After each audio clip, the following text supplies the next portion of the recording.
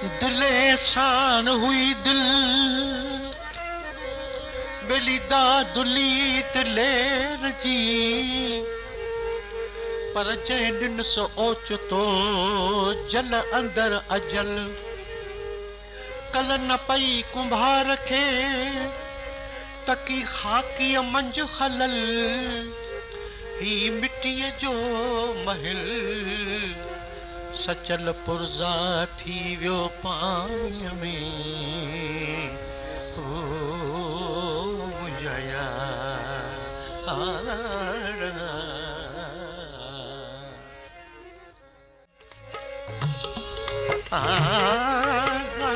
संद जागड़ा तूं सिंधड़ीअ में ॼाए वाजट करे पोइ हिंद में बि आए अॼुकल्ह तोखे सभु को भाए तोखे चाहिनि सभु दिल वारा ओ तोखे चाहिनि सभु दिल वारा बाबाड़ी गला ओ बाबाड़ी गला बजड़ी गला बाबाड़ी गला घड़ा ओ घायल मिट्टीअ जा ठाहियल सुर था वॼनि तो विसारा तोते ॻाइनि तार मिलाइनि आशिक मोहबत यारा साण करे यक तारा यार साण करे यक तारा यार साण करे यक तारा ओ बजड़े गला तुंहिंजा बाग बलारा वाह वाड़ी गला ओ वाह वाड़ी गला बजड़े गला वाह वाड़ी गला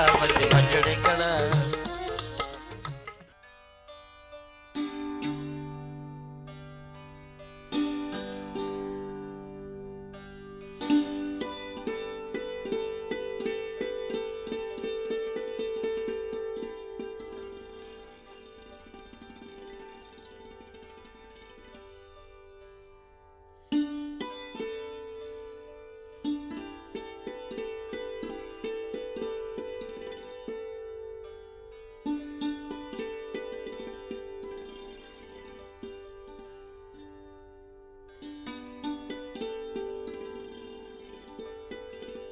शिव शांति संत आसोदाराम आश्रम लखनऊ जे पारां पेश आहे हिक संत जी ज़िंदगीअ जे 75 सालनि जो हिकु नायाब सफ़रनामो हिकु अहिड़े संत जो सफ़रनामो जेको सिंधी समाज जी ख़ासि जागृत संत परंपरा जो हिकु हिस्सो आहे।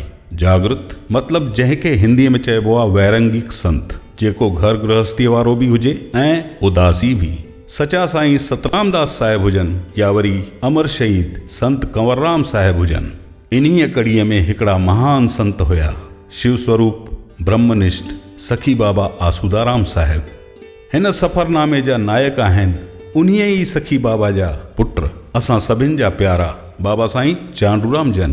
असां सभई अॼु उन्हनि जे हिन 75 साला सफ़रनामे सां जुड़ी करे उन्हनि जी ज़िंदगीअ जूं सुहिणियूं घणियूं ॾिसण वारा आहियूं। वीतरागी संत सखी बाबा आसूदाराम साहिब परम पद ते पहुची करे पूर्ण संत जो दर्जो हासिल करे चुका हा। सखी बाबा जी सोच में विहांव करे घर वसाइण जी ॻाल्हि त कॾहिं ख़्यालनि में बि न हुई, पर सखी बाबा जॾहिं 40 वरहनि जा थिया तॾहिं सतगुरु सचे साईं सतराम दास साहिबनि उन्हनि खे दर्शन ॾेई करे चयो हो त ब्रह्मचारी रही करे तुंहिंजो असीं गृहस्थनि जी शेवा करण जो भार असां खां खयो न वेंदो, इन करे अगरि तूं विहांव न कंदे त पोइ असां बि तुंहिंजा गुरु न रहंदासीं। सतगुरु संत कंवरराम साहिबनि जी बि इहा ई मर्ज़ी रही। पंहिंजे सतगुरनि जे इन हुकुम ते हली सखी बाबा विहांव करे पंहिंजो घर वसायो। इहा हिकु ॻुझी पिरोली आहे त सतगुरुनि पंहिंजे मुरीद खे हिन उमिरि में विहांव करण जो हुकुम छो ॾिनो। अॼु खां 75 साल पहिरियों जन्माष्टमीअ जे पोएं ॾींहुं तारीख़ 9 सितंबर 1947 गोकुलाष्टमी जे शुभ ॾींहुं शिव स्वरूप सखी बाबा ऐं शक्ति स्वरूपा माता बैसर देवी जे बाग में हिकु विरलो गुल टिड़कियो जंहिंजी ख़ुशबू गुज़रियल 75 सालनि खां हिंद सिंध जी सरज़मी खे महकायो आहे। बालक जी शिकिल चंद्र वांगुरु चिलके पई, इन करे उन जो नालो चांडरू रखियो वियो। सचे साईं सखी बाबा खे शादी करण लाइ हुकुम छो ॾिनो हो। इन ॻुझीअ पिरोलीअ जो राज़ अॼु बाबा साईं जे स्वरूप खे ॾिसी पधिरो थी वियो आहे। अचो त हिन सफ़रनामे में परत दर परत असां हिन पिरोलीअ जे हर राज़ खे सम्झंदा हलूं। सखी बाबा पंहिंजे पुटु बालक साईंअ खे 5 वरनि जी कचड़ी उमिरि में ई सिंधी भाषा सिखण लाइ स्कूल मोकिलियो ऐं गुरमुखी भाषा पाण ई सेखारियऊं।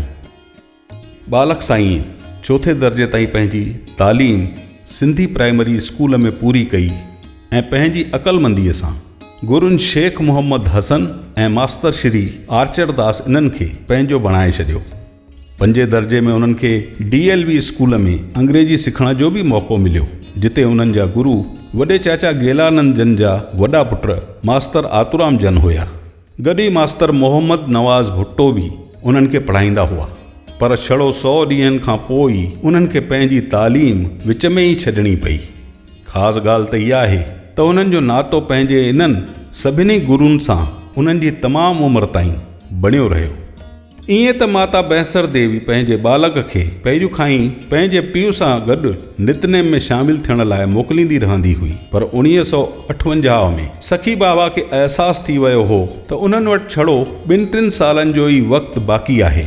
इन करे उन्हनि पंहिंजे वॾड़े थींदे पुट बालक साईंअ खे भाई रेलूराम सूरदास वटां खंजरी सिखण लाइ ऐं चाचा श्री रिजूमल जे पुट भाई टीकमदास वटां बाजो सिखण लाइ मोकिलियो। हुनरमंद बालक साईं जल्दी ई खंजरी ऐं बाजो वॼाइण सिखी वरितो ऐं आसादी वार साहिब जे वक़्तु बाजो वॼाए माहिर हथनि सां पंहिंजे पीउ जो ॿांहा ॿेड़ी बणिजी वियो। माहिर हथनि सां बाबा साईं जो खंजरी बाजो वॼाइण अॼु बि संगत जो मन मोहे छॾींदो आहे। सखी बाबा हाणे उन्हनि खे पंहिंजी शेवा लाइ पाण सां गॾु ई रखंदा हुआ ऐं उन्हनि खे नितनेम, सत्संग, शेवा ऐं सिमरन जा पाठ पढ़ाईंदा हुआ। सखी बाबा पहिरियों बि उन्हनि खे 1956 में पाण सां गॾु वठी भारत आया हुया। 1959 में उन्हनि पंहिंजे पुट खे ख़ासि करे पंहिंजी शेवा लाइ गॾु वठी भारत में वरी फेरो पातो। शायदि सखी बाबा पंहिंजे पुट खे उन जी ईंदड़ कर्म भूमि ॾेखारण जी मंशा रखंदा हुआ। सखी बाबा जी परवरिश में उन वक़्त ताईं वॾा सॾा थींदड़ असांजा प्यारा बाबा साईं उन महिल श्री गुरु ग्रंथ साहिब, जपुजी साहिब, रहराज साहिब ऐं गुरु महाराजनि जी आरतीअ बाबति कुझु हद ताईं सुजाॻ थी रहिया हुया। हिकु ॾींहुं जॾहिं बालक साईं खेॾनि पिया तॾहिं ओचितो सखी बाबा जन उन्हनि खे सॾु करायो। बसि उन्हीअ ॾींहुं किरपा वरसी वई। सखी बाबा जन बालक साईंअ खे सहजी वचन साहिब ॾिनो। वरी कुझु वक़्त खां पोइ सखी बाबा जन उन्हनि खे हुकुम ॾिनो त पंहिंजी माउ खे चओ 1.25 पाव कणाव प्रसाद तयारु करे गुरु महाराज जो टुवाल ऐं 5 रुपया नगदी बि खणी अचण लाइ हुकुम कंदे चयो त अॼु असां तोखे पको वचन साहिब ॾींदासीं। सखी बाबा जन बालक साईंअ खे दरबार साहिब में वचन ॾिनो। टुवाल चढ़ायो वियो ऐं अरदास बि कई वई। वरी सखी बाबा जन 5 रुपयनि जी भेंट पंहिंजे अॻियां रखाए करे चयो त मूंखे मथो टेक। अॼु मां तोखे गुरु महाराजनि जो वचन ॾियारायो आहे, इन करे अॼु खां पोइ मां तुंहिंजो गुरु बि थी वियमि। ईअं कंदे पंहिंजे परम धाम वञण खां पहिरियों सखी बाबा जन पंहिंजी तप साधना जी सॼी विरासत पंहिंजे पुट बालक साईं चांडूराम जन खे सुपुर्द कई।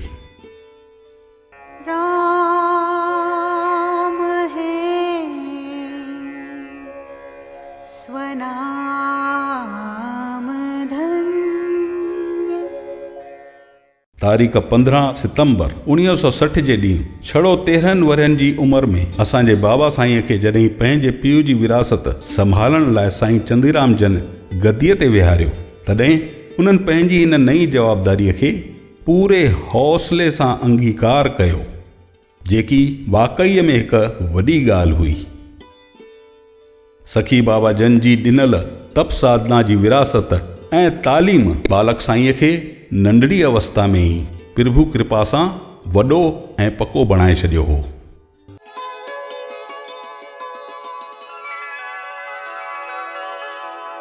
उन खां पोइ दिसंबर 1962 में साईं जन जो विहांउ दयाली देवीअ सां थी वियो। इन तरीक़े सां सदगुरुनि जी जागृत संत परंपरा जो पालन कंदे बाबा साईंअ गृहस्थ आश्रम अंगीकार कयो।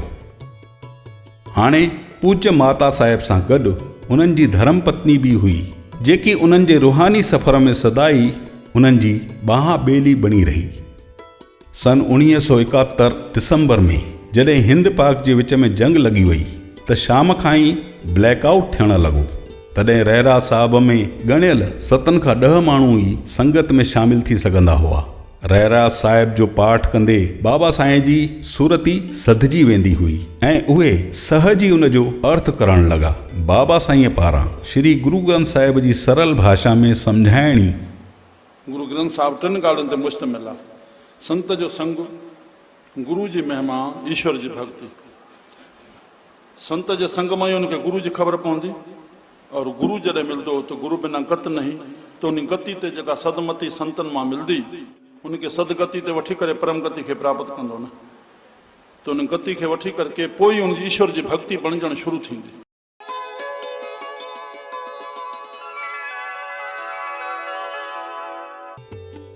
बाबा साईं जे इन तरीक़े सां सत्संग करण जो असर इहो थियो त दरबार साहिब में अचण वारी संगत वधण लॻी ऐं संगत में अचण वारनि जी तादाद बि कमोबेश 100 ताईं पहुचण लॻी। उन वक़्तु शहर जो माहौल कुझु बिगड़ियल हुयो, माण्हुनि में बदज़ुबानीअ जो चलन हुयो। बाबा साईं जन नोट कयो त उन्हनि जे साम्हूं माण्हू पंहिंजी बदज़ुबानीअ जी आदत खे काबूअ में रखंदा आहिनि। उन्हनि खे ईंदो ॾिसी करे सिगरेट बीड़ी पीअण वारा बि अदब सां उनखे लिकाइण जी कोशिशि कंदा आहिनि, पर बाबा साईं इन्हनि ॻाल्हियुनि खे ॾिसी करे बि ईअं ॾेखारींदा हुया जीअं उन्हनि कुझु बि ॾिठो ॿुधो न हुजे। इन तरीक़े सां बाबा साईं उन्हनि जी मंदाइनि ते ढकु ढकींदा हुआ। इन विच में बाबा साईं वटि गीता प्रेस गोरखपुर जो साहित्य अचणु लॻो हो, जंहिं मां सबक़ु सिखंदे बाबा साईं जे मन में इहो भाव जाॻियो त छो न शहर जे हिन बिगड़ियल माहौल खे सुधारियो वञे। बाबा साईं तॾहिं खां ई सम्झाईंदे चवंदा आहिनि त असां प्रभु को कृपा करो हलण जी तौफ़ीक़ बख़्शे। ईअं न भाइबो त यादि रखो जेको असांखे परमात्मा तरफ़ां विवेक मिलियल आहे कहिड़ो, ॿिए खे सुञाणण जो, हे सुठो आहे, हे कसो आहे, सुठो आहे, कसो आहे। इन कर्म जी जेसां दृष्टि में रहंदासीं, निंदा औसत पिया कंदासीं, सवाइ मन जे ख़राब थियण जे हथ कुझु कोन ईंदो।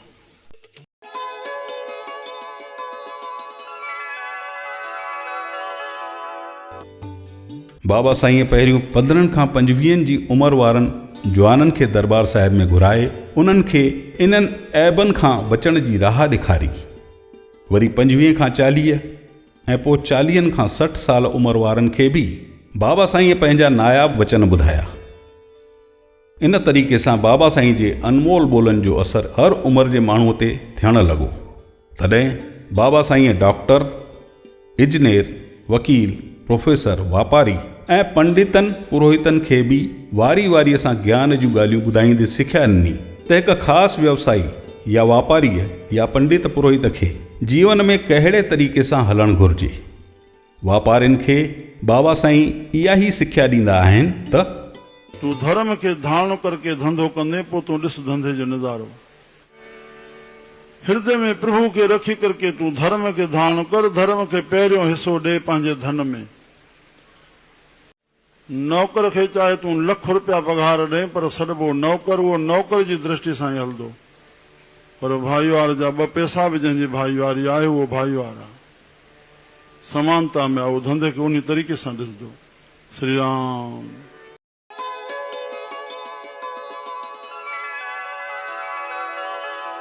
इन तरीक़े सां बाबा साईं जे इंक़लाबी वचननि जे करे शहर में साईं चांडूराम जन जो नालो वधण लॻो ऐं आसे पासे जे ॻोठनि जी संगत बि दरबार साहिब में अचण लॻी। प्रभु कृपा सां पंहिंजी नंढड़ी उमिरि ऐं ग़रीबीअ जे हालातुनि में बि बाबा साईं प्रभुअ में पंहिंजी श्रद्धा ऐं सबूरीअ खे क़ाइमु रखियो। पूज्य माता साहिब बैसर देवी उन्हनि जे लाइ उन वक़्तु सभिनी खां वॾो ऐं मज़बूत आधार साबित थी रही। इन्हनि हालातुनि में सन 1960 खां 1972 ताईं बाबा साईं 12 सालनि जो वक़्तु शेवा, सिमरण ऐं पंहिंजी रूहानियत खे वधाइण लाइ लॻायो। मुक्तीअ जे सूत्र खे बाबा साईं सरलता सां सम्झाईंदा आहिनि। अपने सतगुर के बलहारे जंहिं असांखे बाबा साईं 3 अखर चवंदा, युक्ति भक्ति मुक्ति। अबा युक्ति सिखो, जंहिंखे सिंधी में ढंग चइबो आहे। युक्ति माना थोड़े पैसनि में थोड़े वक़्त में घणो कमु कढणु, इनखे युक्ति चइबो आहे। युक्ति सां हलणो ई भक्ति बणिजी वेंदो, और भक्ति ई जीअरे मुक्ति थी वेंदी। ॿिए मोए खां पोइ कहिड़ी मुक्ति आहे?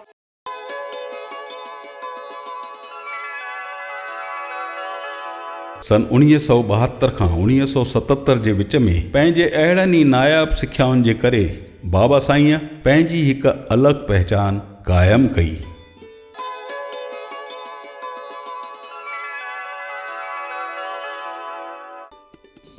15 अक्टूबर 1976 में बाबा साईं जॾहिं भारत जो दौरो कयो, तॾहिं लखनऊ जी संगत उन्हनि जे साम्हूं हिते लखनऊ में सखी बाबा जे आस्थान लाइ वेनती रखी। बाबा साईं खे भारत जी आबो हवा पंहिंजी सिहत लाइ मुनासिब लॻी ऐं आस्थान लाइ बि ज़मीन जी चूंड उन जॻह ते कई वई हुई जिते सखी बाबा कॾहिं रिहाइश कई हुई, ध्यानु कयो हो। इन करे बाबा साईं लखनऊ जे हिन नहरिया इलाइक़े में आलमबाग में आस्थान लाइ पंहिंजी रज़ामंदी ॾेई छॾी। संगत ज़मीन जी ख़रीदी करे वरिती ऐं सिंध मोटण खां पहिरियों 15 जून 1977 जे ॾींहुं हिते लपो बि लॻायो वियो। सन 1978 में पूज्य समाधा आश्रम जा सतगुरु स्वामी शिवभजन महाराज हिन जॻह ते आया ऐं उन्हनि सखी बाबा जे हिन आस्थान जो शिलान्यास कयो। पन्नो वकील दरबार साहिब जो जिम्मो पूज्य माता साहिब बैंसर देवीअ संभालियो हुयो। इन करे 20 जुलाई 1979 में बाबा साईं हमेशा लाइ हिते लखनऊ लॾे आया ऐं 3 सितंबर 1979 जे ॾींहुं आश्रम प्रवेश यज्ञ बाय श्री शिवमदास महाराज जे हथों करायो वियो ऐं नालो रखियो वियो शिव शांति आश्रम। शिव शांति आश्रम। पूज्य देवरी साहिब अमरावती ॾांहुं आयल अमर शहीद संत कौराम साहिबनि जा पुट बाबल साईं पेशूराम जन जे हथां दादा परमानंद पंजवानीअ जी ख़ासि हाज़िरीअ में शिव शांति आश्रम जो बाक़ायदा उद्घाटन पूरो थियो। दरबार साहिब में श्री गुरु ग्रंथ साहिब जे पासे में सचे साईं सतरामदास साहिब, अमर शहीद संत कौरराम साहिब ऐं सखी बाबा आसूदाराम साहिब इन्हनि टिनिनि सतगुरुनि जी तस्वीरनि सां बाबा साईं जे जीवन जो हिन नए शहर लखनऊ में हिकु नओं सफ़र शुरू थियो।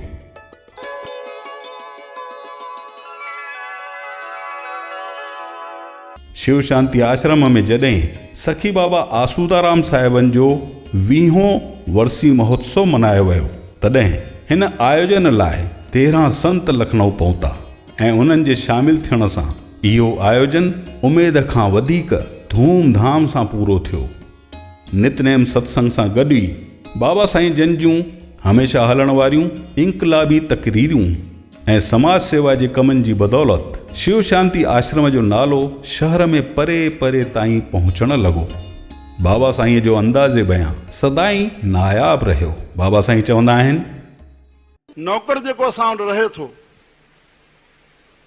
उनखे पघार मिले थी, कंहिंखे 5 साल थी विया, कंहिंखे 10 साल, कंहिंखे 20 साल, पर जॾहिं न्याणी जो भेण जो या उनजो पंहिंजो विहांउ थिए थो, उन सेठ वटि 5-10 हज़ार खणे थो तो मसवाड़ में कटेसि थो। अरे साईं जा प्यारा इहो कॾहिं लाहींदो, उनजी हयाती पूरी थी वेंदी, मरी वेंदो, त उनखे बख़्शे नथो सघे 5-10 हज़ार, तुंहिंजो पुट जे बराबरि न आहे, तूं उनखे बख़्शे छॾ, काई ॻाल्हि न आहे, तुंहिंजो बचा कार्ज थिए, तूं ॾिस तोखे पुट खां वधीक उहो नौकर कमु ॾींदो जेकॾहिं न ॾे। अहिड़ियुनि तकरीरुनि जे हलंदे धीरे धीरे संगत वधण लॻी ऐं उन करे आश्रम जी शोभा बि वधण लॻी। जीअं वीरान रेगिस्तान में गुलिस्तान टिड़कण लॻे।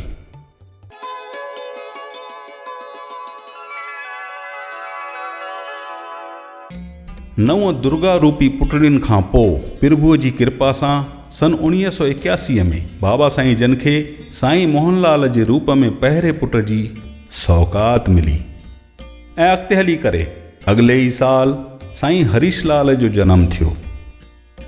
सतगुरु सचे साईं जे हुकुम ऐं कृपा जो ई फल हो, जंहिं जे करे सखी बाबा जो वंश अॻिते वधी सघियो। पहिरियों बाबा साईं जो जनमु थियो ऐं अॻिते हली करे हिन बाग़ में राम श्याम जहिड़ा साईं मोहनलाल ऐं साईं हरीश लाल जा गुल गुलज़ार थिया। पोइ संत ज्यादा साईं आनंदलाल ऐं शुभम लाल जे अचण सां इहो बाग़ गुले गुलज़ार थी वियो ऐं इहा वंशावली रुहाणी अलॻि जॻाइण लाइ सदाईं समर्पित आहे। सन 1983 ईंदे ईंदे बाबा साईंअ जो नालो ऐं मेल मिलाप जो दाइरो पूरे भारत ताईं पहुची चुको हो ऐं इन्हीअ करे उन्हनि जा दौरा बि सॼे भारत में थियण लॻा। स्वामी दयानंद सरस्वतीअ जे शताब्दी महोत्सव में उन्हनि जी तस्वीरनि जी प्रदर्शनी ॾिसंदे बाबा साईं जे मन में भाव पैदा थियो त छो न अमर शहीद संत कंवरराम साहिबनि जी बि जनम शताब्दीअ खे 1985-86 में पूरी धूम धाम सां मनायो वञे। इन वाक़ये जो जिक्र बाबा साईं हमेशह पंहिंजे सत्संग में कंदा रहंदा आहिनि। मां अजमेर में ऋषि दयानंद जी निर्वाण शताबंदी ॾिठी। उते हिकिड़ी तस्वीर हुई, ऋषि दयानंद जन राजा खे वो दर खड़काइनि था, राजा जो कंध हेठा विश्वा वञे थी या सीन उन्हीं में ॾिठमि। चयोसि एक शेर कुत्ते के साथ शोभा नहीं देता। इहो अखर ॾुखियो लॻो उन वेश्वा खे। हुन पंहिंजो कार्य कयो। मूंखे साईं कंवरराम साहिब जी उन महिल हिकिड़ी ॻाल्हि यादि अची वई। साईं कंवरराम साहिब नगर में हिकिड़ी ते वेठा हुआ, शाम जो पहुता। कंहिं प्यारे उथी करके वेनती कई, साईं मुंहिंजो पुटु परणायल आहे, हाणे उहो भाई छोकिरी नथो ॾे और उहो भाई हिते वेठो आहे। बसि एतिरो चई, साईं जन नालो खईं फलाणो मल अबा वेठो आहे। चई हा साईं। उथी बीठो, हुकुम कयो साईं। चई अबा तो छोकिरी हिन जे ॿार सां परणाई आहे? चई हा साईं। चई पोइ ॾेसि न अबा? चई हा साईं। बसि हेॾो कन में अची साईं खे कंहिं चयो त साईं छोकिरी जे हिते रुकण जो कारण हितां जो मुखिया, उन जी वास्तेदारी थी वई आहे उन छोकिरी सां। बसि कन में रखियो। चए चङो अबा, हाणे तूं घर हल, असां अचूं था छोकिरी खे वठण। जीअं उथिया, उन मुखी जे बांह खे हथ में हथ विधऊं और साण वठी हलिया। घोट जो पीउ और साईं उन जे घर आया। उनजे परिवार पेरे पिया, बाड़ी बि पेरे पई। हाणे मुखी साहिब खे चवनि था, मुखी साहिब अबा हे संजोग अॻ में परमात्मा जे तरफ़ां जुड़ियल हुयो, पर कंहिं कारणवश हे थोरो विजोग थी वियो, पर हाणे असां मिलायूं था वञूं। ऐं जेको हथ हथ में हुयो न मुखी जो, उहो उन ॿाड़ी जे मथां हथ रखायूं। हाणे तोखे पार थी वरी हे कॾहिं विजोग न थिए। त संत कंवरराम जो कहिड़ो तरीक़ो हुन अपनायो, इहा ॻाल्हि मुंहिंजे मग़ज़ में ठणकी आई। उहा सीन ॾिसी करके त संत कंवरराम कीअं हुन मुखी जी बि लजा रखी, न्याणी जो बि कुल बची आयो। केॾी हिकु ॻाल्हि घटना थोरी में रूप छा रखियल हुयो, जंहिं मूंखे प्रेरित कयो त संत कंवरराम जी अहिड़ी शताबंदी जेका मां ॾिठियूं थो वञा, मां मल्हाईंदो।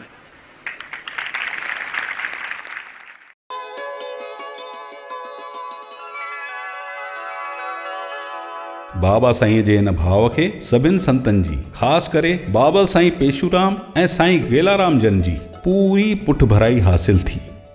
बाबा साईं ऐलान करे छॾियो त हिन शताब्दी महोत्सव जो आख़िरी कार्यक्रम शिव शांति आश्रम लखनऊ में पूरी धूमधाम सां मनायो वेंदो। इन्हीअ भाव जे करे संत कंवरराम मिशन जो ॿिज पोखियो वियो। भारत जे अलॻि अलॻि शहरनि में संत कंवरराम जे नाले ते सवें सेवा मंडल ठहियल हुया, जेके पंहिंजी पंहिंजी ताक़त जे हिसाब सां समाज सेवा करे रहिया हुया। बाबा साईं जो ख़्यालु इहो ई हो त इहे सभई सेवा मंडल अगरि मिली करे कमु करे सघनि त हिन हिकु मुश्त ताक़त सां ॾाढा वॾा कम पूरा थी सघनि था। जनम शताब्दीअ जे हिन आयोजन जी शुरूआति पूज्य डेवरी साहिब अमरावतीअ मां थी ऐं 1986 में शिव शांति आश्रम में हिन आयोजन खे पूरे ज़ोर शोर सां मनायो वियो ऐं 28 संतनि जी मौजूदगीअ महोत्सव खे ॾाढो मथे खणी छॾियो।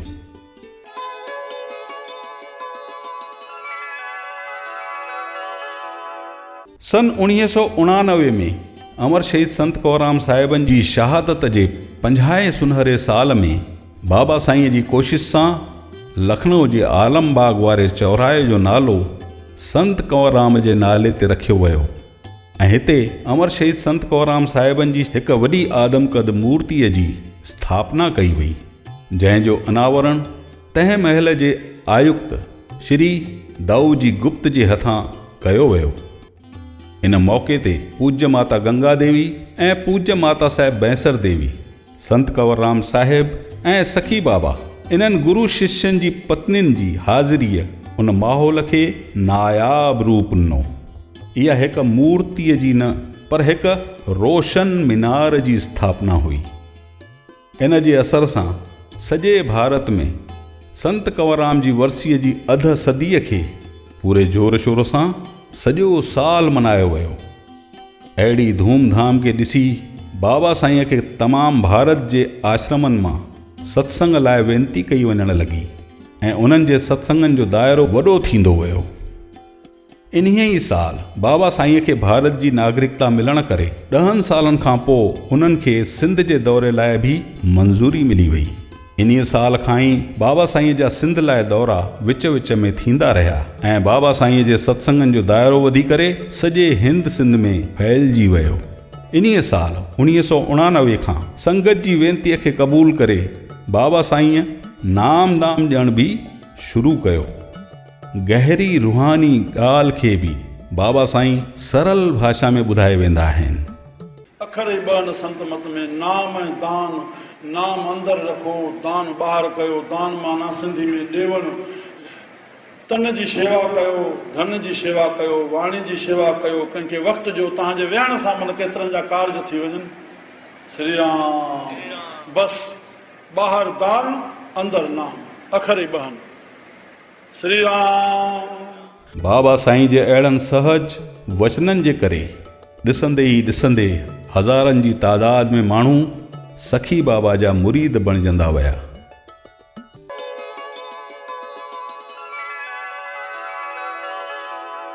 वीह जून 1991 में ज्येष्ठ शुक्ल पक्ष नवमीअ जे ॾींहुं पन्नो आकील जी पावन धरतीअ ते त्याग तपस्या जी देवी पूज्य माता साहिब बैंसर देवीअ पंहिंजी मानस ॾेह खे छॾे करे हिन लोक खां परलोक जे सफ़र लाइ रवानो थींदे परम गतिअ खे हासिल कयो। राम है स्वनाम धन, राम धन्य नाम, राम को प्रणाम, राम नाम को प्रणाम। पूर्णमद पूर्णमिदं पूर्णात् पूर्णमुदच्यते पूर्णस्य पूर्णमादाय पूर्णमेवावशिष्यते। पूर्णमदः पूर्णमिदं पूर्णात् पूर्णमुदच्यते पूर्णस्य पूर्णमादाय पूर्णमेवावशिष्यते। पूर्णमदः पूर्णमिदं पूर्णात् पूर्णमुदच्यते पूर्णस्य पूर्णमादाय पूर्णमेवावशिष्यते। पूर्णमदः पूर्णमिदं पूर्णात् पूर्णमुदच्यते पूर्णस्य पूर्णमादाय पूर्णमेवावशिष्यते। बाबा साईं चांडूराम जी ज़िंदगीअ जो मज़बूत आधार हाणे विदा थी चुको हो। 1 अगस्त 1991 जे ॾींहुं पूज्य माता गंगा देवीअ, साईं साधराम साहिब, साईं गेलाराम साहिब ऐं बाबा साईं जी हाज़िरीअ में पूज्य सखी बाबा जी डेवरी साहिब में पूज्य माता साहिब जा गुल अर्पित कया। साईं साधराम साहिबनि पाण अरदास कई। राम है स्वनाम धन्य। वक़्तु पंहिंजी रफ़्तार सां गुज़रंदो रहियो ऐं बाबा साईंअ जी चादर में शिव शांति आश्रम हेठियां समाज सेवा जे कमनि में बाबा साईंअ जे इन्हनि वचननि जे करे वाधारो थींदो वियो। जॾहिं बाबा साईं चवंदा आहिनि, मां हिकिड़ो अखर चवंदो, असांजे लखनऊ में छड़ो 10 हिसो हिकिड़ो सेठ दान कढे त जेको ग़रीबी 70 खां असां चऊं था लथल आहिनि, जेको बि आहे सभु श्री राम, पर ग़रीबी जो 70 न रहंदो। ऐं ईअं असांजो छड़ो 1/2 हिसो धन निकिरे ऐं हिकिड़ी बैंक जमा थिए सिंधी क़ौम जे लाइ। श्री राम। जेकॾहिं असां हिकु हिकु शहर में इहा शइ ईअं बैंक कढूं, असां पंहिंजी क़ौम खे ईअं उठाए वेझूं जे देरि ई न थिए। असांजे सिंध जी बसि हिकिड़े ई ठपे में मां बसि जुमिलो ॾेई छॾियां, सिंध जी सभ्यता इहा आहे, मां बि खावां, ॿिए खे बि खारायां, ॿिए खे खाराए मां पोइ खावां, जंहिंजे करे असांजा सिंधी आबाद आहिनि। बसि इहा ॻाल्हि यादि रखूं। बाबा साईं जे हिन भाव जो संगत ते असर तॾहिं साफ़ नज़र आयो जॾहिं बाबा साईं जे सफ़रनामे जो ख़ासि मुक़ाम आयो।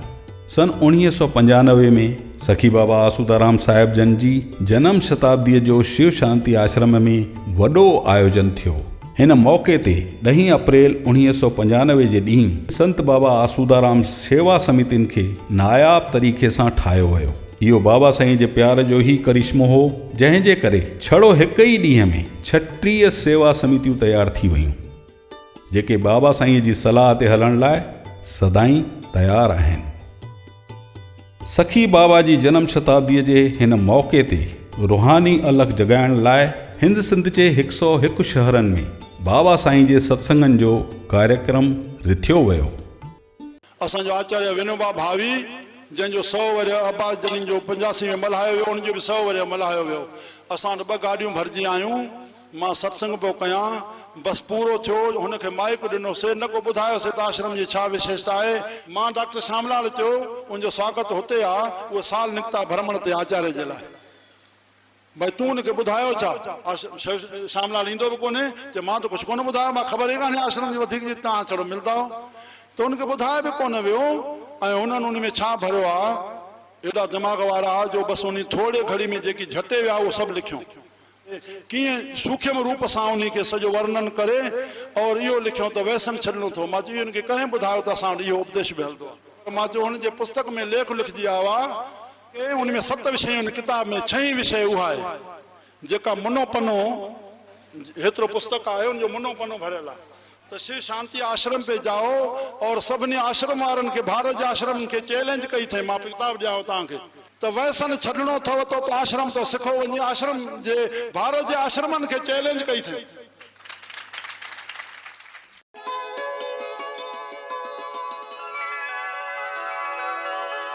इहा ॻाल्हि ई बाबा साईं जे शेवा कार्जनि जो सभिनि खां पुख़्तो सबूत आहे।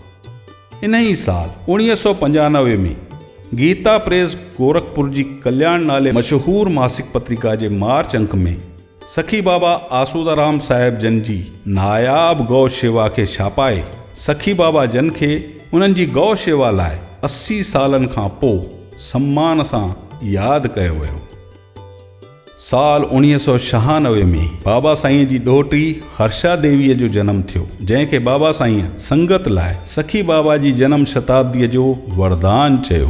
हूअं त हर्षा देवी सांसारिक रूप में बाबा साईं जी ॾोहिटी आहे, पर बाबा साईं उनखे पंहिंजी माता स्वरूप मञींदा आहिनि।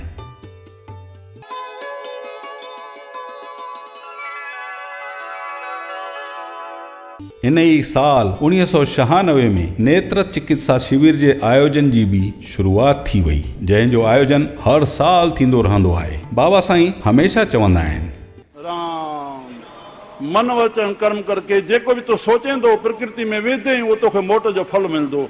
तूं कंहिंसां ठगी कंदे तोसां बि कोई ठगे वेंदो, ज़रूर ना उहो तोखे ठगे।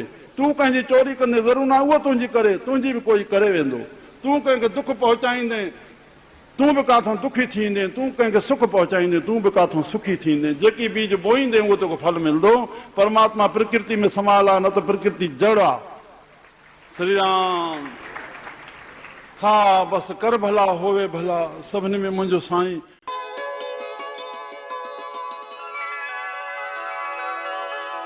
सन 1997 मुबारकुनि जो साल रहियो, छो त इहो बाबा साईं जो अर्ध शताब्दी जन्मोत्सव जो साल हुयो। बाबा साईं जो जन्मोत्सव मनाइण सां गॾु ई इन साल ॾाढियूं जुदा जुदा शेवाउनि जी बि शुरूआत थी वई। 16 अप्रैल 1997 जे ॾींहुं संत बाबा आसूदाराम आदर्श सिंधी सामूहिक विवाह मंडल जी बि बाबा साईं जी सलाह सां शुरूआत कई वई। सखी बाबा आसूदाराम साहिब जन जी जयंती रामनवमीअ जे शुभ मौक़े ते सामूहिक विहांव जो आयोजन वैदिक रीतिअ सां शिव शांति आश्रम में 19 जोड़नि जे कठे विहांव सां थियो। तॾहिं खां हर साल इहो आयोजन लगातार जारी आहे।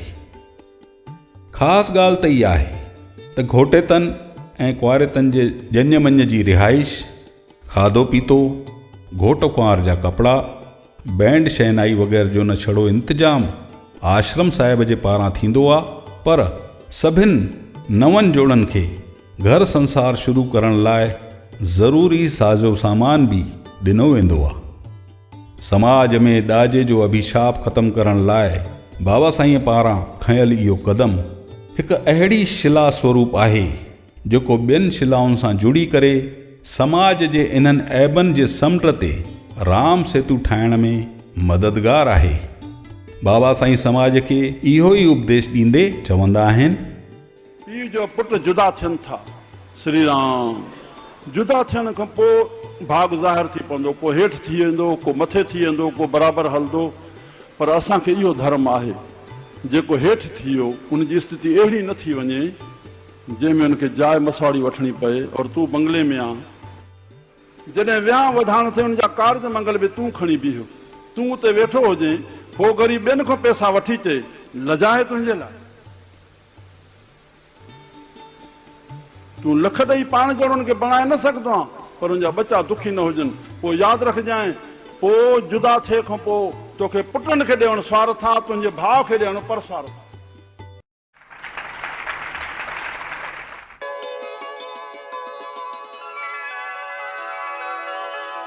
इन्हीअ साल ई 3 अगस्त जे ॾींहुं मध्य प्रदेश जे दतिया जिले में पूज्य माता साहिब जन जी यादगिरीअ में शक्ति स्वरूपा माता साहिब बैंसर देवी आस्थान जी आधारशिला रखी वई।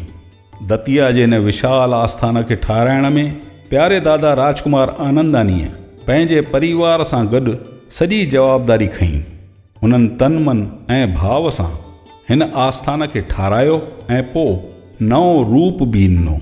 पनो वकील ऐं लखनऊ खां पोइ सखी बाबा जो इहो 3यों आस्थान आहे जंहिं संगत जो हौसलो वधाइण जो कमु कयो, जंहिंजे करे हिंद सिंध में हाणे ताईं कुल 19 संत आसूदाराम सत्संग भवन जुदा जुदा शहरनि में ठही चुका आहिनि, जेके समाज जे इस्तेमाल ऐं सेवा लाइ सदाई तयारु आहिनि। इन जे अलावा इन्हीअ साल 1997 में ई सामूहिक जणिया पाइण जी रीति भी शुरू थी वई। हर साल थियण वारा सखी बाबा जा वर्सी महोत्सव, दिलकश जुलूस, मनमोहींदड़ कलश यात्राऊं, प्रभात फेरियूं ऐं चेटी चंड ते भॻवान झूलेलाल जूं सुहिणियूं झांकियूं नंगर में रहण वारनि जो मन मोहे छॾींदियूं आहिनि। सामूहिक विहांव जी ॻाल्हि हुजे या जणिया या जल सेवा, अन्न शेवा या धन सां मदद करण जी ॻाल्हि हुजे, इन्हनि मसलनि जो छड़ो ख़्यालु करण ई ॾेखारण लाइ काफ़ी आहे त बाबा साईं सामाजिक सरोकारनि सां केतिरे क़दुरु ॻंढियल आहिनि। बाबा साईं इन्हनि ॻाल्हियुनि जो केतिरो ख़्यालु रखंदा आहिनि। इहा ॻाल्हि बाबा साईं जे हिन सत्संग सां साबित थी थिए जॾहिं हू चवंदा आहिनि, मां इन विषय ते खणो असां करोड़पति कीअं बणिजूं। त 4 हिसनि में असां धन खे बटियूं। मां विश्लेषण कयां 10 हिसनि ते 10 हिसा बि काथे काथे ॾिबा आहिनि। वरी उन 10 हिसे खे गुप्त हलाइणो आहे, छो जो 10 हिसो उहो धर्म जो आहे, उहो तुंहिंजो न आहे। उनखे गुप्त हलाइण लाइ इजाज़त आहे। त हाणे 4 हिसनि वारो धन डबल डबल रूप में आयो। पंहिंजो धन, पंहिंजी स्त्री बि ॿिन्ही जे उपयोग में अचे, न्याणी खे और न्याणे खे और पुट खे और नुंहं खे। श्री राम तीअं धन जा बि 2 हिसा। चौथों हिसो जेको निकिरे राम, उनमें निजी सरासर अधु पंहिंजे सतगुरु जो, पंहिंजे गुरु जो, जेको बि जंहिंजो पंहिंजो सतगुरु कयल आहे, बाक़ी अध में ॿिया धर्म पंहिंजा हलाए। उनमें इहो धर्म जो हिसो जेको निकिरणो आहे असांखे 9 हिसो, उनखे गुप्त रूप में ख़बर ई न पए। खुटंदो कोन जेका मां सची ॻाल्हि ॿुधायां थो। श्री राम तव्हां शुरू कयो, पोइ उन में अञा तव्हां खोट अचे मां वटि अचो, मां ॿुधां जेकॾहिं मां चवां थो। और तव्हां ईअं करणु शुरू कयो त ॿिए साल ॿुधाईंदा अची ऐं माण्हू हिते ॾिसनि भाई कहिड़ो करोड़पति बणियो जेकॾहिं तूं कढियो आहे त।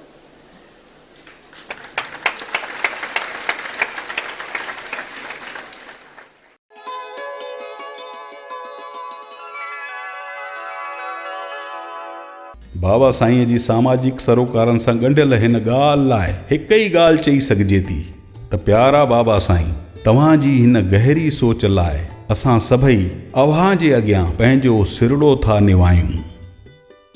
नई सदीअ जे अचण में हाणे छड़ा 2 ई साल बचा हुया। पंहिंजी दूरंदाजीअ सां बाबा साईं ॼाणे वरितो हो त सन 2000 खां पोइ शुरू थियण वारी नई सदी पाण सां गॾु ॾाढियूं मुश्किल घड़ियूं खणी अचण वारी आहे। इन्हनि मुश्किलातुनि जो मुक़ाबिलो करण लाइ पाण खे ई पको करणु वक़्त जी ज़रूरत आहे, जंहिंजे लाइ ख़ुदि मुख़्तार थियणु ज़रूरी आहे। इन्हीअ भाव खे खणी संगत सां सलाह मसलत करे बाबा साईं 1 जनवरी 1999 खां एकांतवास में रहण जो फ़ैसिलो कयो। सन 2005 ताईं कुल 6 सालनि जे विच में इहो एकांतवास 8 भेरनि में कुल 1400 ॾींहंनि ताईं हलंदो रहियो, जंहिंखे पूरो बयानु करणु हिन हिकु फिल्म में मुमकिन नाहे। एकांतवास जे दरमियान हिकु ख़ासि महल ते बाबा साईं संगत सां रूबरू ज़रूरु थींदा हुआ, छॾो गॾिजणु न थी सघंदो हो। ईअं त लॻे थो जीअं एकांतवास जे दरमियान शिव शांति आश्रम पारां हलंदड़ सभु शेवा कार्ज बिहिजी विया हूंदा, पर ईअं थियो कोन को ऐं समाज जी शेवा जा नवां दर खुलंदा विया। एकांतवास जे दौरान गहरे ख़्यालातुनि मां गुज़रंदे हर भेरे बाबा साईं जन नए अवतार में साम्हूं ईंदा हुआ ऐं नओ भाव नवनि रिथियुनि जो ऐलान थींदो रहंदो हो। 400 ॾींहंनि जे पहिरें एकांतवास जे दौरान ई 13 अप्रैल 1999 जे ॾींहुं इहो शुभ संयोग पेश आयो, जॾहिं सचे साईं सतरामदास साहिब, अमर शहीद संत कंवरराम साहिब ऐं सखी बाबा आसूदाराम साहिब बाबा साईं जन जे इन्हनि 3 सदगुरुनि जो जन्मोत्सव हिकु ई महल वॾी धूमधाम सां मनायो वियो। इन शुभ मौक़े ते संत कंवरराम शेवा मंडल ठहियो, जंहिंमें रोज़गार, तालीम, सिहत, ग़रीब न्याणियुनि जा वियांह, जणिया, साइकिल, सिलाई मशीन, मग ऐं सवड़ जहिड़ियूं ॾाढियुनि शेवाउनि जो ऐलान थियो। हिकदमि 13 लख रुपया कठा बि थी विया ऐं समाज शेवा जा कार्य शुरू बि थी विया। एकांतवास जे पहिरें भेरे खां पोइ सन 2000 में बाबा साईं जो 40 ॾींहंनि जो सिंध दौरो थियो ऐं पनो अकील में नए ठहियल भवन सां गॾु ई सखी बाबा आसूदाराम मैटरनिटी होम जो बि उद्घाटन थी वियो, जेको अॼु डॉक्टर हरीलाल जी सलाह सां हिकु कामयाब जनरल हॉस्पिटल जो रूप वठी चुको आहे ऐं अॻिते हली इन जे मेडिकल कॉलेज थियण जी बि उमेद आहे। बाबा साईं त सदाई खां चवंदा आया आहिनि, पर अचानक एक्सीडेंट थी पियो, अचानक गमी थी पई, मिट माइट थींदा त उहो भोजन हलंदो, ओतिरो हलंदो त कमी अची वई, उते पहुची करे उन सां शेवा करे अचूं। श्री राम।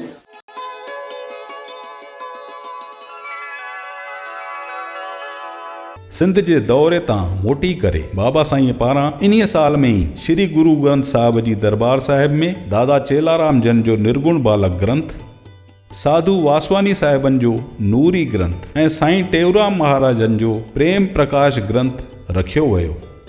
दतिया में नओं ठहियल पूज्य माता साहिब बैंसर देवी आस्थान जे भवन जो उद्घाटन बि 6 जून सन 2000 में बाबा साईं जे हथनि सां पूरो थियो।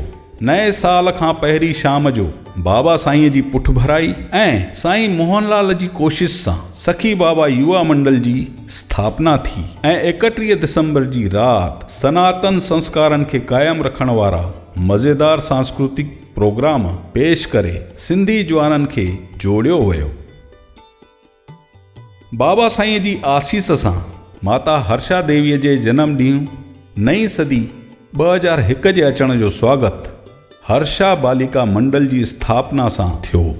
अॼु हर्षा बालिका मंडल जी हिंद में 17 खां वधीक शाखाऊं आहिनि, जंहिं जे तहत बालिकाउनि में सुठा संस्कार पहुचाइण वारा केतिरा ई कार्यक्रम शामिल आहिनि।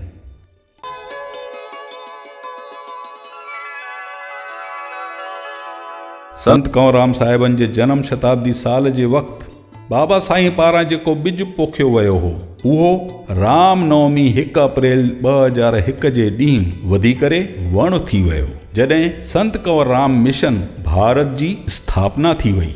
गुरुदर पूज्य रहड़की साहब खां साईं साधराम साहिब ऐं पूज्य डेवरी साहिब अमरावतीअ खां साईं मनोहर लाल जन जी छत्रछाया में ठहियल संत कंवरराम मिशन जे संस्थापक अध्यक्ष जी जवाबदारी बाबा साईं जन खे ॾिनी वई।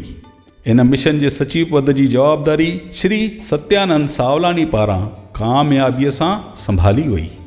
श्री गोपीदास छत्ताणी हाणे हिन मिशन जा उपाध्यक्ष आहिनि। उन्हनि जे पारां मिशन लाइ कयल कमनि खे बि विसारे न सघिबो। हिन महान मिशन में शामिल योजनाउनि ऐं शेवाउनि जे कमनि खे हिते बयानु करणु मुमकिन नाहे। इन लाइ लॻे थो त हिकु जुदा डॉक्यूमेंट्री फिल्म ठाहिणु ज़रूरी आहे। बाबा साईं चवंदा आहिनि त इहे कम मां कोन कया आहिनि, बसि थी विया आहिनि, ऐं अहंकार खां मुक्तीअ जो तरीक़ो बाबा साईं हिननि वचननि में ॿुधाईंदा आहिनि। भाई अगरि सुंदरता ते अहंकार अचे भई मां सुंदर आहियां, मां चवां मां बलवान आहियां, मां जहिड़ा बलवान मुंहिंजे घर में घणा, मां चाहींदी ते त मां धनवान, मां खां वधीक हरीशनगर में धनवान घणा, कानपुर में घणा, परदेश में घणा, भारत में घणा, तुंहिंजो अहंकार घणो।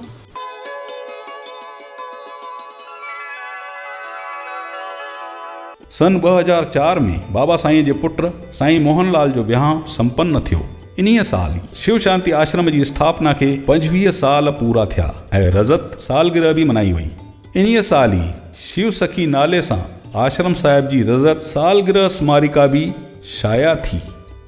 बाबा साईं जी सलाह सां भाउ भेण श्री अतुल अनुपम पारां लिखियल सखी बाबा के 108 विशेष दिव्य गुण नाले किताब बि छपजी वियो। एकांतवास जे हिननि 6 सालनि में बाबा साईं सामीअ जे श्लोकनि खे बि गहराईअ सां पढ़ियो हो। उन्हनि श्लोकनि मां बाबा साईं उन्हनि श्लोकनि जी चूंड करे हिकु गुलदस्तो तयारु कयो हो, जंहिं में विरले इंसान जे गुणनि जो बयानु कयल आहे। बाबा साईं जो इहो गुलदस्तो विरलो केर नाले किताब में शाया थियो आहे। इन्ही एकांतवास जे विच में बाबा साईं पारां श्री गुरु ग्रंथ साहिब जी सरल भाषा में सम्झाइणी हिकु किताब जे रूप में शाया थी, जंहिंजो नालो आहे मन के आर मन के पार। इन तरीक़े सां बाबा साईं पंहिंजे एकांतवास जे 1400 ॾींहंनि जो इस्तेमालु न छड़ो पंहिंजी रुहानियत लाइ कयो, पर रुहानियत जॻाइण वारे किताबनि लाइ बि कयो।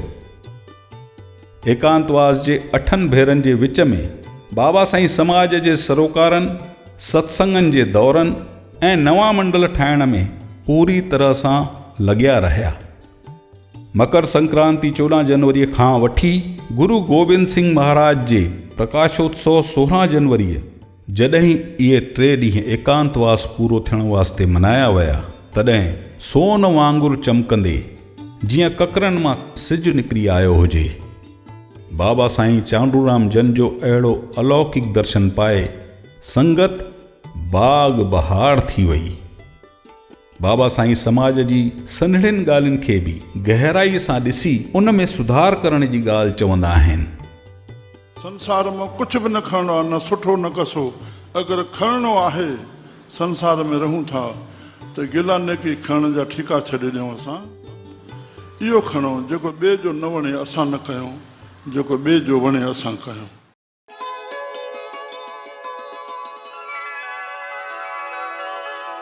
इन साल ई सखी बाबा जे 45 वर्सी महोत्सव ते संत बाबा आसूदाराम आरोग्य धाम जो उद्घाटन भी संपन्न थियो। नंगर में रहण वारनि जी सेहत जे इलाज लाइ बाबा साईं पारां ॾिनल इहो हिकु नायाब नज़रानो हुयो, जेको सदाई शेवा लाइ तयारु आहे।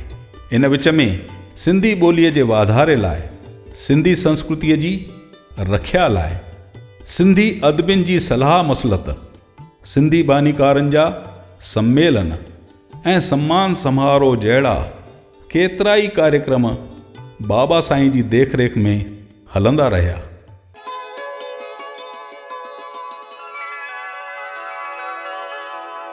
सन 2006 में हैदराबाद सिंध जी यूनिवर्सिटी ऑफ सिंधियोलॉजीअ में सिंध जे सरताज अमर शहीद संत कंवरराम साहिबन जी जयपुर में संगमरमर सां ठहियल हिकु नंढे आदमकद बुत जी स्थापना थी, जंहिंजो अनावरण बाबा साईं जे हथनि सां संपन्न थियो।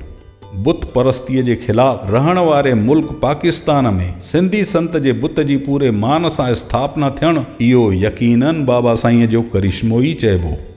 सन 2008 में इन्हीअ जॻह ते साईं मोहनलाल जे हथनि सां संत कंवरराम साहिब जन जी हिकु वॾे आदमकद बुत जी वरी स्थापना कई वई। सन 2008 में ई हरिद्वार जे भारत माता मंदिर वारे इलाइक़े में बाबा साईं जी कोशिश सां संत कंवरराम साहिब जन जी हिकु मूर्तिअ जी स्थापना थी। केतिरनि ई संतनि जी हाज़िरीअ में इन मूर्तिअ जो अनावरण कार्यक्रम संपन्न थियो। ख़ासि ॻाल्हि त इहा आहे त पासे में ई पहिरियों खां विराजमान हिकु संत जी मूर्ति बिल्कुलु सतगुरु सचे साईं सतराम दास साहिबनि जी मूर्ति लॻंदी आहे। इन हिसाब सां ॾिठो वञे त ईअं लॻंदो जीअं सतगुरु सचे साईं ऐं भगत साहिब इन्हनि नायाब गुरु शिष्यनि जी जोड़ीअ जूं मूर्तियूं सोचे सम्झी कंहिं आसे पासे में ई विराजमान करायूं आहिनि। सन 2008 में ई बाबा साईं तॾहिं ॾाॾा साईं बि बणिजी विया, जॾहिं साईं मोहनलाल जी धीअ जनम वरितो, जंहिंजो नालो रखियो वियो जिज्ञासा। इन साल ई बाबा साईं जे ॿिए पुट साईं हरीश लाल जो वियांउ बि थी वियो।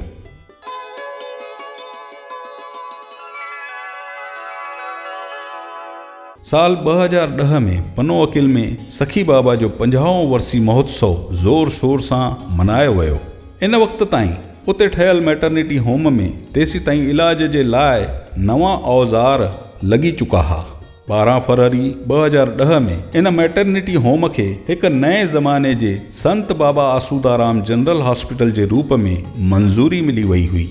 सन 2010 हिकु ख़ासि साल हुयो, छो जो हिन साल अमर शहीद संत कंवरराम साहिब जन जो 125 साला जयंती महोत्सव पूरे भारत में ज़ोर शोर सां मल्हाइण जो ऐलान बाबा साईं करे छॾियो हो। संतनि बाबति बाबा साईं जो हिकु ख़ासि संदेश ॿुधण लाइक़ु आहे। पहिरें पई गति रुकावट न कयूं, संतनि मां मती वठी करे के सदगति ते हली परम गति खे पायूं। पहिरियों त अॼु खोड़ियो संकल्प कयूं जे कसम खाऊं कंहिं बि संत खे रस्ते में पहिरें न पाऊं। संतनि छिण छिण क़ीमती आहे, कहिड़े ख़्याल सां उथिया आहिनि वरी पहिरें पवणु। अड़े उन्हनि खे काॾे वञिणो आहे, वेठा तव्हांजे लाइ आहिनि, तव्हां अचो वञो, मिलो, ॻाल्हायो, ॿोलायो, उथिया उन्हनि खे वञण जो न।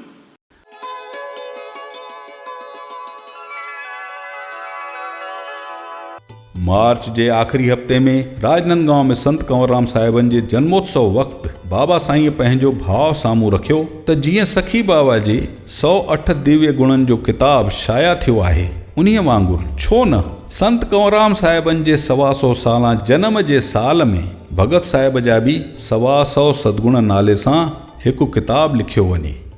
बाबा साईं सदाईं चवंदा रहंदा आहिनि त श्री गुरु नानक देव जी गुरबाणीअ में जिन सदगुणनि जो जिक्र आयो आहे, उन्हनि सभिनी सदगुणनि खे संत कंवरराम साहिब पंहिंजे जीवन में अंगीकार कयो आहे। बाबा साईं अॻिते इहो बि दावो कंदा आहिनि त कोई अगरि मूंखां पुछे त संत कंवरराम साहिब में कहिड़ा सदगुण आहिनि, त मां एतिरो ई चवंदुसि त अहिड़ो कोई बि सदगुण आहे जेको भगत साहिब में न हुजे।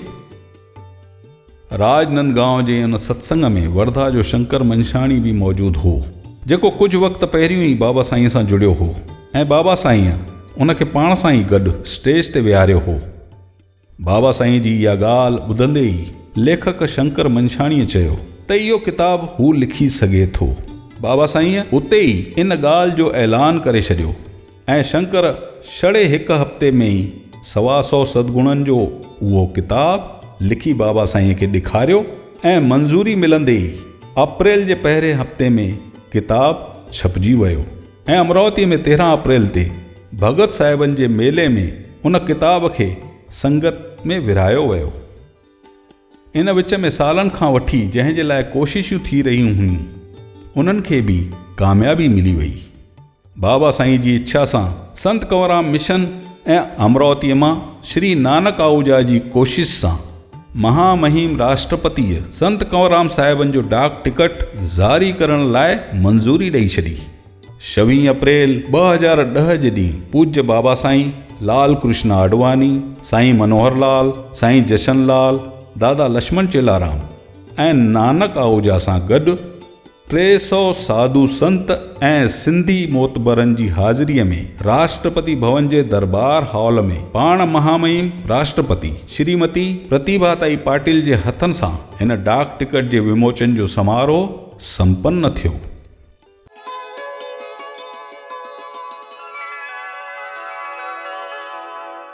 बाबा साईं जी सलाह सां नए साल 2010 में शिव शांति आश्रम में संत कंवरराम साहिब जन जो 125 साला जयंती महोत्सव मनायो वियो, जंहिंमें लखनऊ जे हर पाड़े में पूरो महीनो रोज़ प्रभात फेरीअ जो आयोजन कयो वियो ऐं 13 मई ते लखनऊ में संत कंवरराम आरोग्य धाम ऐं माता गंगा देवी मैटरनिटी होम जो उद्घाटन समारोह भी संपन्न थियो।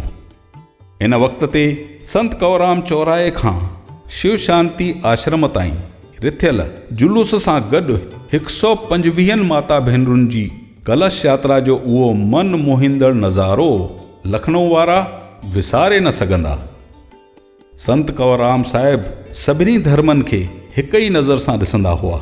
इन करे बाबा साईं पारां इन साल सर्वधर्म सम्मेलन जो भी हिकु कामयाब आयोजन थियो, जंहिंमें हिंद सिंध जा केतिरा ई संत शामिल थिया। इन साल ई बाबा साईं जी पुठ भराईअ में श्री अशोक केवलानीअ पारां अभ्युदय योग केंद्र जी शुरूआत थी, जंहिंमें शिक्षण महर्षि डॉक्टर जगदीश गांधी ऐं रिटायर्ड कर्नल सत्यवीर सिंह जहिड़ियूं शख्सियतूं भी हर रोज़ शामिल थींदियूं आहिनि। सितंबर 2010 में सतगुरु सचे साईं जो 100 ऐं सखी बाबा जो 50 वर्सी महोत्सव गॾु मनायो वियो। प्रभु कृपा ऐं श्री सत्यानंद सावलानीअ जी कोशिश सां सखी बाबा जे 50 वर्सी महोत्सव जे मौक़े ते सखी बाबा जी यादगिरीअ में डाक विभाग पारां ख़ासि लिफ़ाफ़ो जारी कयो वियो। इन साल ई बाबा साईं जे गादी नशीन थियण जी 50 साला सालगिरह खे स्वर्ण महोत्सव जे रूप में मनायो वियो, जंहिंमें पूज्य रहेड़की गुरु दरबार साहिब गुरुदर तां आंदल पग खे पूज्य साईं साधराम साहिबन पाण बाबा साईं खे पारायो।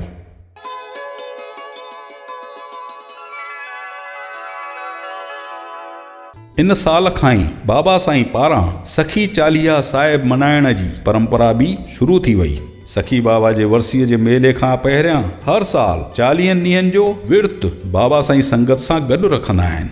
शुरूअ में बाबा साईं सां गॾु 500 संगत सखी चालीहा साहिब जो विर्त रखियो। हाणे इहा तादाद 3000 संगत ताईं पहुती आहे।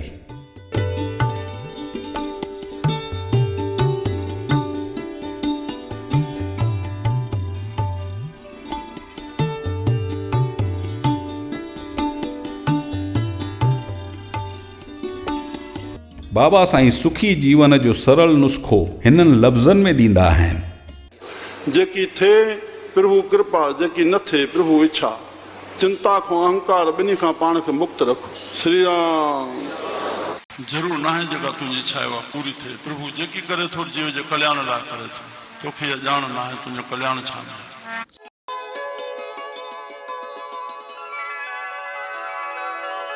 सन 2011 में 2 जनवरी जे ॾींहुं इलाहाबाद उर्फ प्रयागराज में संत बाबा आसूदाराम सत्संग भवन ऐं आरोग्य धाम जो उद्घाटन समारोह संपन्न थियो।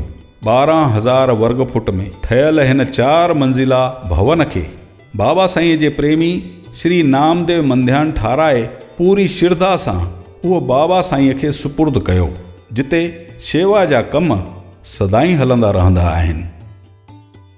75 सालनि जे इन सफ़रनामे में ई बाबा साईं जे 50 सालनि जो हिकु ॿियो सफ़रनामो बि शामिल आहे, जेको बाबा साईं पंहिंजी जीवन संगिनी गुरु माता दयाली देवीअ सां गॾु कामयाबीअ सां पूरो कयो आहे। बाबा साईं जे विहांउ जी 50 साला सालगिरह खे 1 जनवरी 2012 जे ॾींहुं गुरुदेव माता पिता जे 50 साला संयोग दिवस जे रूप में मनायो वियो। प्रभु कृपा ऐं संत कंवरराम मिशन जी कोशिश सां 1 नवंबर 2012 ते भगत साहिब जन जे शहादत जे ॾींहुं भारत जे संसद भवन में ख़ासदारनि पारां अमर शहीद संत कंवरराम साहिबनि खे श्रद्धांजलि ॾिनी वई। सन 2013 में कन्हैयालाल तलरेजा जी लिखियल अमर शहीद संत कंवरराम साहिबनि जी जीवनीअ वारे वॾे किताब जो शंकर मंछानीअ पारां हिंदी तर्जुमो करे बाबा साईं जी आसीस वठी छापायो वियो। इन खां पोइ साल 2014 खे अमर शहीद संत कंवरराम साहिबनि जे 75 साला शहादत साल जे रूप में मनायो वियो। इन साल बाबा साईं जी आसीस वठी शंकर मंछाणीअ संत कंवरराम साहिब के 75 जीवन प्रसंग बनाम बोध कथाएं इन किताब खे लिखियो, जंहिंखे शिव शांति आश्रम ऐं बाबा साईं पारां छपायो वियो। साल 2015 में पनो अकील जे दरबार साहिब खे बि 75 साल पूरा थिया। हिन मौक़े ते बाबा साईं जी आसीस सां शंकर मंछाणीअ वरी सखी बाबा आसूदाराम साहिब की 75 विचारधाराएं इहो किताब लिखी करे 3 हिस्सनि में शाया कयऊं। सचाई त इहा ई आहे त चाहे शंकर मंछाणीअ लिखियूं हुजनि, पर इन्हनि सभिनि किताबनि में लेखक खां वधीक बाबा साईं जी सम्झ, सलीको ऐं सूझबूझ जो असर साफ़ नज़र ईंदो आहे। जुलाई 2015 खां जून 2016 ताईं पूज्य माता साहिब बैंसर देवीअ जो 25 वर्सी महोत्सव साल मनायो वियो। हिन साल में हिंद सिंध जे 25 शहरनि में बाबा साईं जा सत्संग दौरा रिथिया विया, जंहिं जे दौरान पनो अकील सिंध में सूफ़ी संत मिलन समागम बि थियो। उन खां पोइ घोटकी, कंदकोट, कराची, सखर ऐं भारत जे 20 शहरनि में बाबा साईं जा सत्संग थिया। राम है स्वनाम धन्य। हिन विच में बाबा साईं जी जीवन संगिनी गुरु माता दयाली देवीअ 11 जनवरी जे ॾींहुं हिन लोक जो सफ़र पूरो कयो।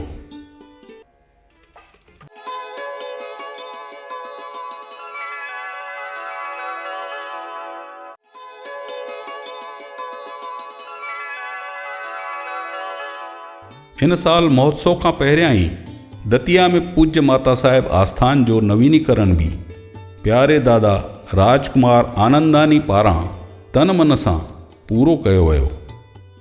पूज्य माता साहिब जे वर्सी महोत्सव खे 19 जून खां 21 जून ताईं शिव शांति आश्रम में पूरो कयो वियो। तंहिं महिल सत्संग हाल जे नवीनीकरण जो उद्घाटन महामहिम राज्यपाल राम नाईक पारां संपन्न थियो। राज्यपाल साहब वर्सी महोत्सव सां गॾु अभ्युदय योग केंद्र जी 6हीं सालगिरह जे समारोह में भी शामिल रहिया।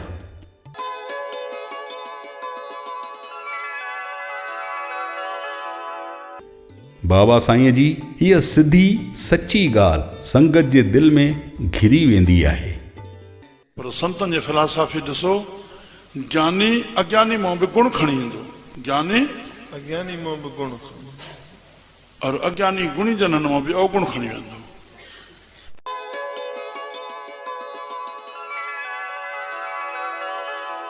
तारीख़ 12 फरवरी 2019 जे ॾींहुं national council for promotion of Sindhi language पारां अध्यक्ष श्री रवि टेकचंदानीअ जी कोशिश सां डॉक्टर राम मनोहर लोहिया अवध विश्वविद्यालय में संत कंवरराम विभाग यानी चेयर जी स्थापना थी वई, जंहिंमें सिंधी भाषा, ॿोली ऐं संस्कृतीअ जे वाधारे लाइ केंद्र सरकार 1 करोड़ रुपया ॾिना आहिनि। सन 2019 में सखी बाबा जे 59 साला वर्सी महोत्सव जे दौरान बाबा साईं ऐं संत कंवरराम मिशन जी कोशिश सां अवध चौराहे खां वठी आलमबाग कंवरराम चौराहे ताईं रोड जो नालो संत कंवरराम मार्ग रखियो वियो। साल 2020 ऐं 21 कोरोना महामारीअ जे करे नाश थी विया, सॼो जग बीहजी वियो, पर प्रभु कृपा सां बाबा साईं जा शेवा वारा कम कॾहिं बि न बीठा।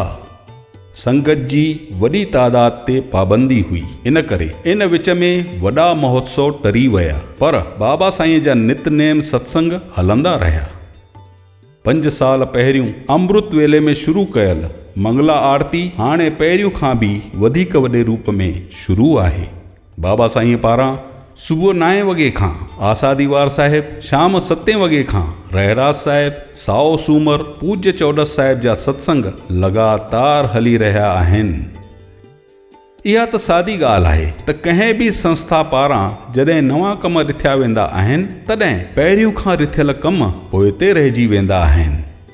पर इहो बाबा साईंअ जो ई कमाल आहे त अॼु ताईं रिथियल हर योजना ते अमल पहिरियों खां बि बहितर थो थींदो वञे।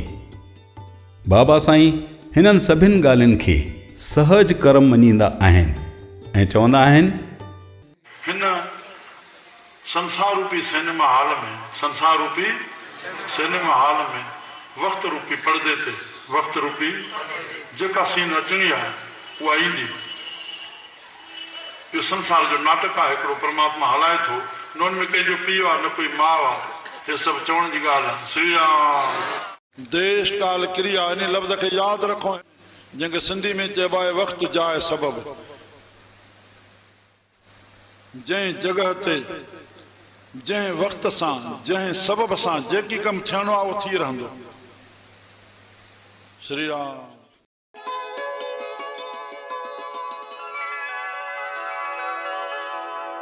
सखी बाबा जे 61वें वर्सी महोत्सव जी महल तारीख़ 17 सितंबर 2021 जे ॾींहुं आश्रम साहिब जे पासे वारे लखनऊ जे ख़ासम ख़ास रस्ते VIP रोड जो नालो संत बाबा आसूदाराम मार्ग रखियो वियो।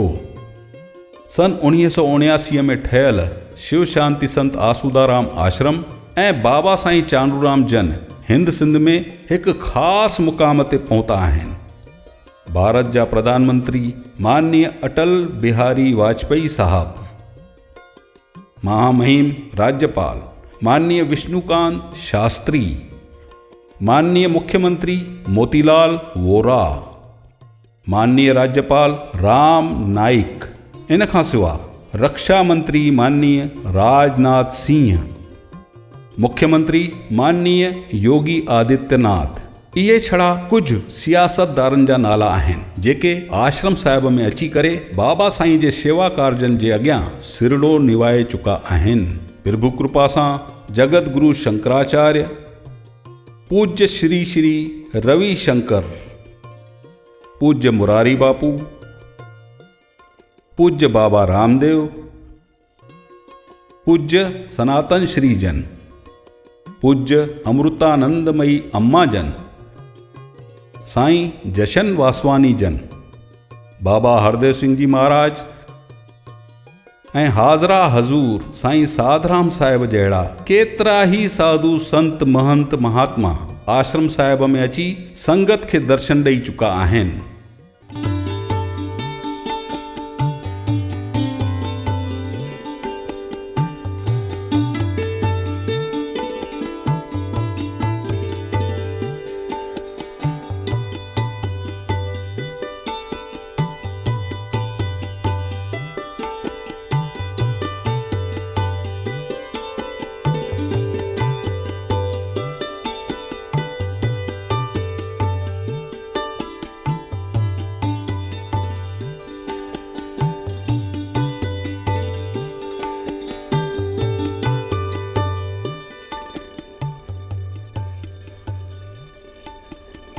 इन जे अलावा श्री राम जेठमलाणी, श्री हूंदराज दुखायल, प्रोफेसर परमानंद पंजवानी, श्री कन्हैयालाल तलरेजा, डॉक्टर दयाल आशा, श्री अशोक हिंदूजा, श्री मुरलीधर जैतली, श्री अशोक सिंघल, श्री प्रवीण भाई टोगड़िया ऐं माननीय द्वारको सुंदराणीअ जहिड़ा अदबी, जहीन, कारखानेदार, समाज सुधारक, मोतबर बि हिन आश्रम साहिब में आया आहिनि ऐं बाबा साईं सां गॾु रही बाग बहार थी चुका आहिनि।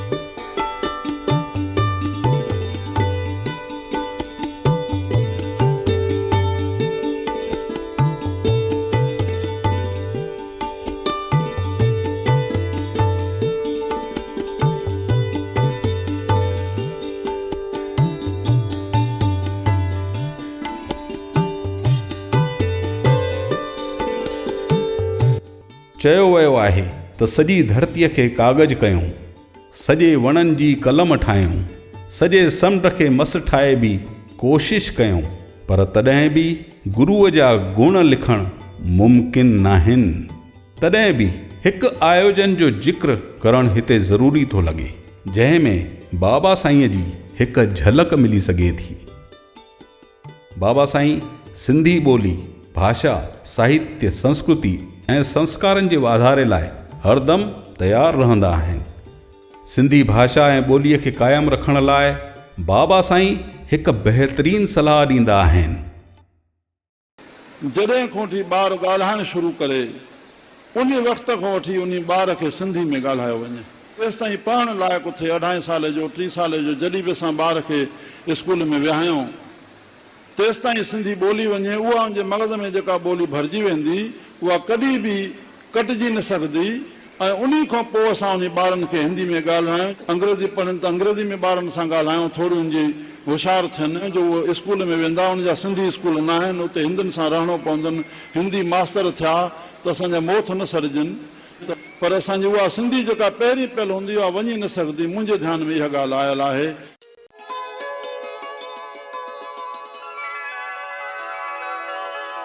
बाबा साईं जूं अहिड़ियूं ॻाल्हियूं खणी करे जलगांव में अखिल भारतीय सिंधी ॿोली प्रचार समितीअ पारां हिकु सम्मेलन जो आयोजन थियो, जिते बाबा साईं पारां सिंधी समाज जी रखिया बाबति कयल कमनि खे यादि कयो वियो।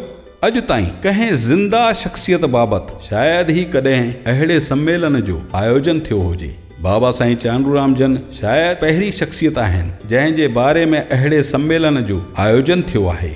इन खां अलावा हिकु अञा वाक़ियो आहे जंहिंजो जिक्र हिते करणु ज़रूरी थो लॻे।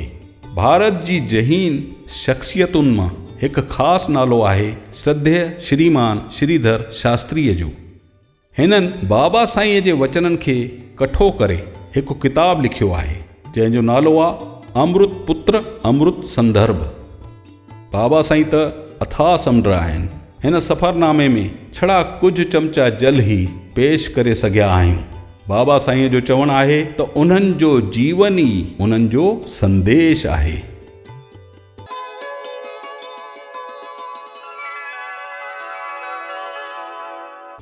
भाई मनीष पहलाजानीअ जो चवणु आहे त फुलवारीअ जा गुल त बसि कुझु ॾींहंनि में ई मुरझाए वेंदा आहिनि, पर बाबा साईं जी फुलवारीअ जा शेवा भाव में लॻल सदा बहार गुल साल जा 12 ई महीना शेवा जी ख़ुशबू सां महकंदा रहंदा आहिनि। बाबा साईं जन जे जीवन जूं वधि में वधि यादगिरियूं ॾेखारे सघूं, इन कोशिश में सफ़रनामे जी हिन फिल्म खे राजधानी एक्सप्रेस वांगुरु हलायो वियो आहे, जंहिं जे करे ॾाढा स्टेशन पोइते रहिजी विया आहिनि। तॾहिं बि बाबा साईं जी छड़ी हिकु झलक ई हिन फिल्म में पेश करणु मुमकिन थियो आहे। इन करे बाबा साईं जे 75 साला हिन सफ़रनामे बाबति बसि एतिरो ई चई सघिजे थो त हैट्स अप टू यू बाबा साईं। अव्हां जी शख़्सियत खे सलाम। बाबा साईं, असां तव्हां जे अॻियां सिरड़ो था निवायूं। जय सखी बाबा, जय जय सखी बाबा। मुझिया वॾाई मुझे नूर माही आई रोशनाई पंहिंजी ख़ुदि खुदाई पंहिंजी ख़ुदि खुदाई पंहिंजी ख़ुदि खुदाई अल्लाह पंहिंजी ख़ुदि खुदाई पसण आयो आया पंहिंजे ख़्याल सां हिते घुमण आयो आया पंहिंजे ख़्याल सां हिते पंहिंजे ख़्याल सां हिते घुमण आयो आया पंहिंजे ख़्याल सां हिते घुमण आयो आया यार घुमण आयो आया घुमण आयो आया नज़ारा नज़ारा और ॾिसण आयो आया पंहिंजे ख़्याल सां